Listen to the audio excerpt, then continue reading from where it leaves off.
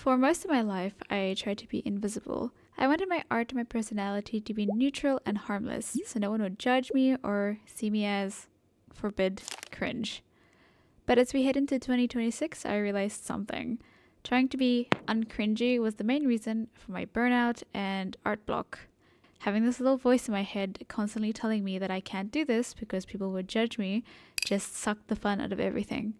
So today I want to talk about why my goal for the new year is to actually be more cringe, and why you might want to as well, unless you find this cringe. If you do, don't tell me. What is cringe, really? Cringe is when you feel something is embarrassing, awkward, or uncool.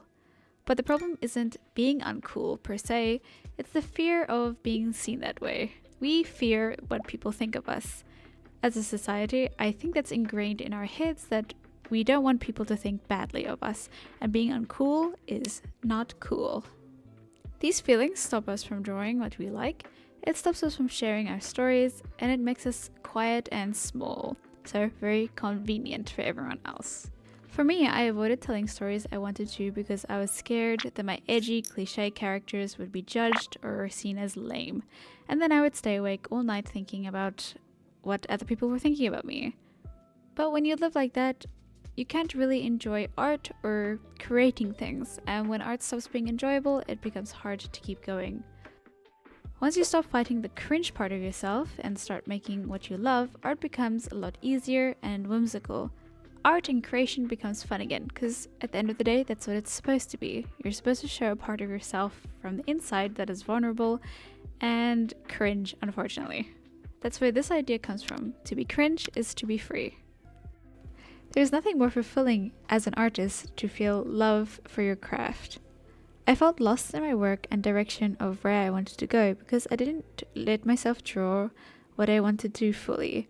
And because of that, I ended up hating my art and I didn't draw as much as I wanted to.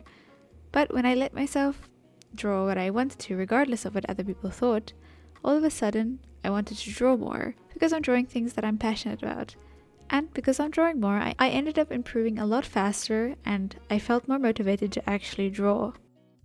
When did I start noticing cringe or cringe culture? I've been online in the art space for a very long time. At least 10 years, I know, that's crazy. So back in DeviantArt days, the community was very small. Even popular artists maybe had 10k followers, so there weren't a lot of eyes on you, and the chances for any of your posts to go mega viral just was not gonna happen. So back then it was very popular and seen as cool to make edgy OCs, colorful Mary Sues, and even self-inserts. DeviantArt cringe videos were the first where I kind of noticed this stuff happening. They were of these commentary art YouTubers, or just YouTubers in general, that would review cringe things on DeviantArts. And as that got more popular, the more shame people felt that they didn't want to end up in one of these videos. Social media got bigger and suddenly there were more strangers watching, so a pressure to conform to what is not cringe or embarrassing or uncool. And when that happens, we start to self-censor. Cringe culture pushes us to follow trends, hide our passions, and make safer, blander art.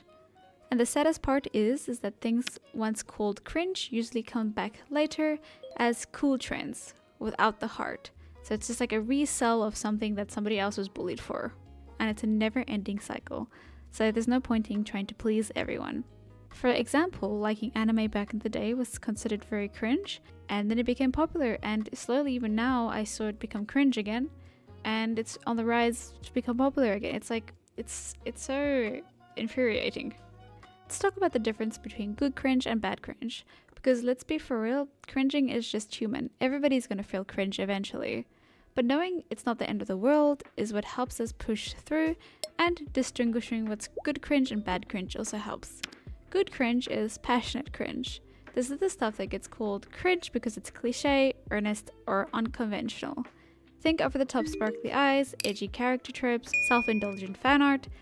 Good cringe is having fun. If you're not harming anyone or yourself, then I say do it, regardless of what others think. Bad cringe is the opposite. It's when your intention is to harm, bully, or bring down others. It's the content that is intended to spread toxicity or cultivate that type of community. I find people that try to bring others down or bully them or say like rude things to them way more embarrassing than the person actually doing something considered cringe, which, you know, is like the passionate cringe or cliche. How to stop being cringe and free. You don't have to start posting your deepest, weirdest ideas right away. Start small. Low stake practice. Draw one of your old cringe OCs just for yourself.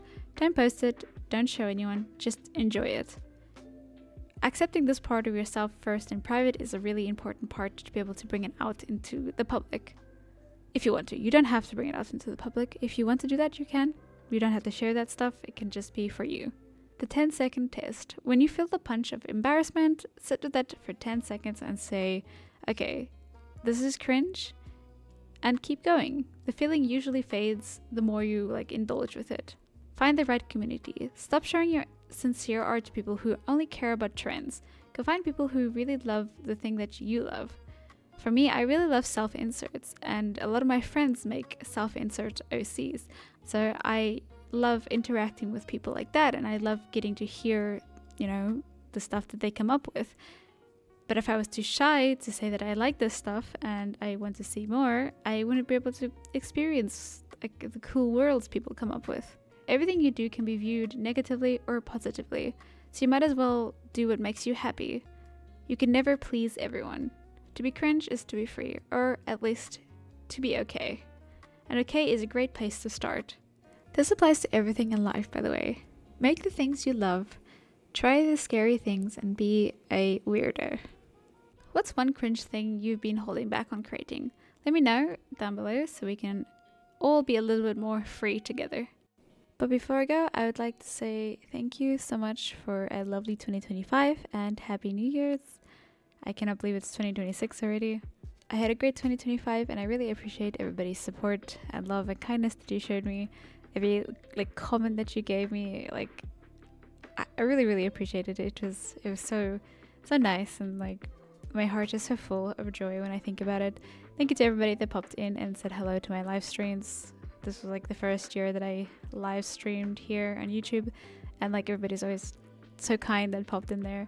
The community tab that I have here on YouTube, if you scroll through there, everybody's always so nice to each other.